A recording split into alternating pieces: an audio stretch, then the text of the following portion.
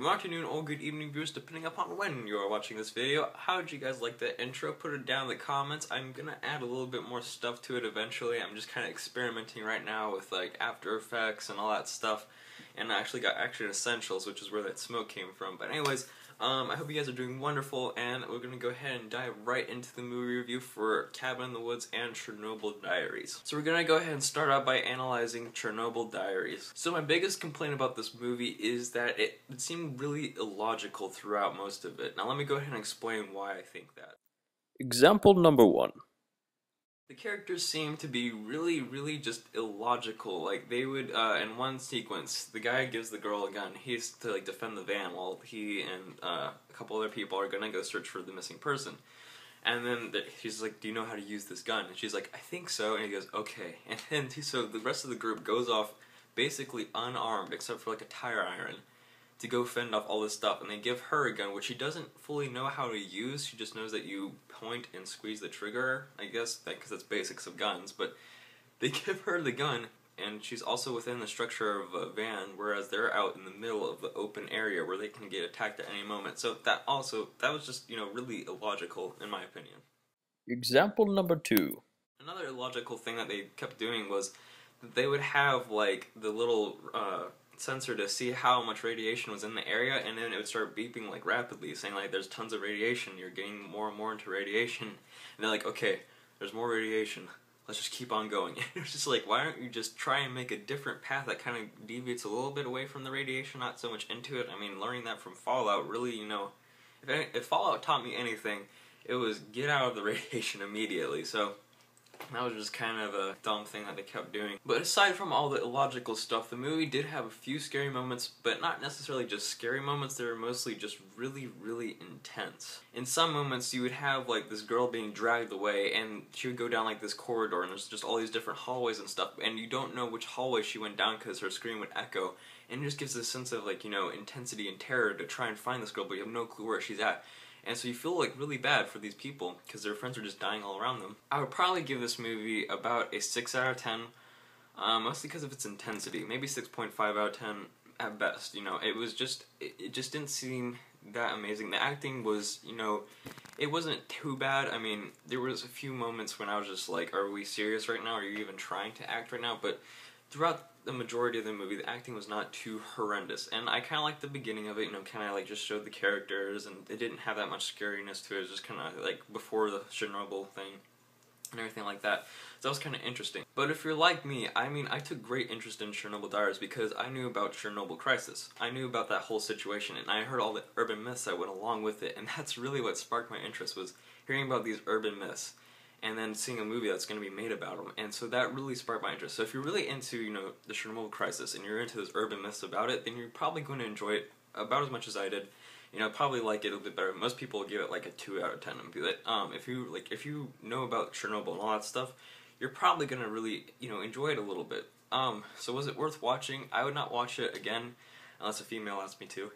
And I'm glad I saw it, but definitely just a one-time deal. And so this brings us now to Cabin in the Woods. So I'm going to go ahead and give Cabin in the Woods a rating. I'm going to say 9 out of 10. 9 out of 10 because I feel like it could have been just a bit better. I feel like there was potential for it to be a little bit better, but it was definitely just an incredible film. So this movie really changed the way I view horrors from now on. Like, I saw it before I saw Chernobyl, and it honestly made me think that everything was like a setup. It was really interesting because it's not going to make you, every time that you view a horror movie from now on, you're just gonna be like, oh, there's somebody behind all this right now, because of the way that Cabin in the Woods affects your view of horrors. The best way that I can really describe Cabin in the Woods is like a mix between Resident Evil, Hunger Games, and a slasher film style. And it was just really interesting to see all those combined together. So you might think that you actually know what this movie's about. You might think that, oh yeah, I saw the trailer, I think I kind of see like a hidden story in there. But really, it's a lot bigger than you actually think it is, and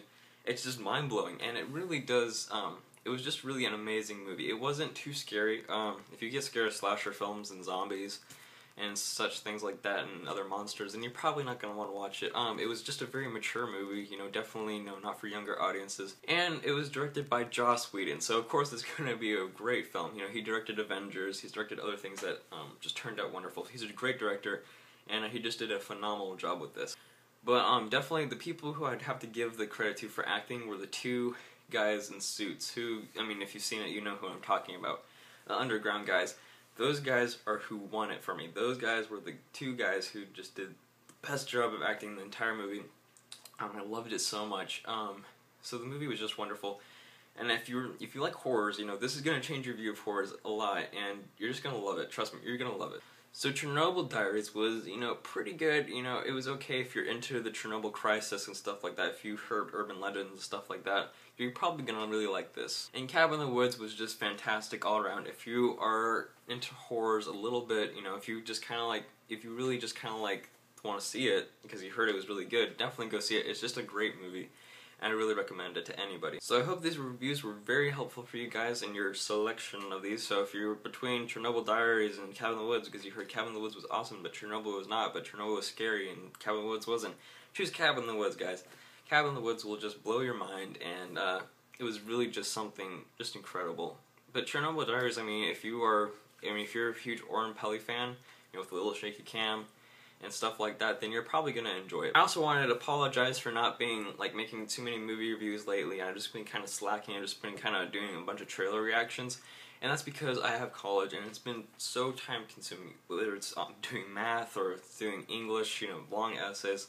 I'm sorry, guys, but it just takes up so much time, and I can't, you know, I mean, I'm definitely choosing school over this, because that's a huge part of my life right now, is getting my education. So I'm really sorry that I've not been putting out a whole lot of, you know, footage lately. But I'm going to try and be more on top of it. I've been trying to do those trailer reactions, just like throw those out there so you guys can see those, you know, just kind of do something for you guys so that you're not totally, you know, having me in the dark. So I hope you guys just have a wonderful day, and you know, again, thank you so much for watching. If you could please hit that like button, that would just be incredible. It would help me out with YouTube, you know, just further my career in YouTube. I would just love that so much, you guys, and I love you guys so much, and thank you for watching, and you know, if you want to subscribe, then go ahead and hit that subscribe button. If you don't want to, then, you know, that's fine. You know what? That's fine. But if, I would really encourage you guys to look at my channel and just check out all my other stuff. It would really help me as a YouTuber. And, you know, that's all I have to really say. So thank you guys so much for watching this video, and I hope you guys have a great day. And, that's it.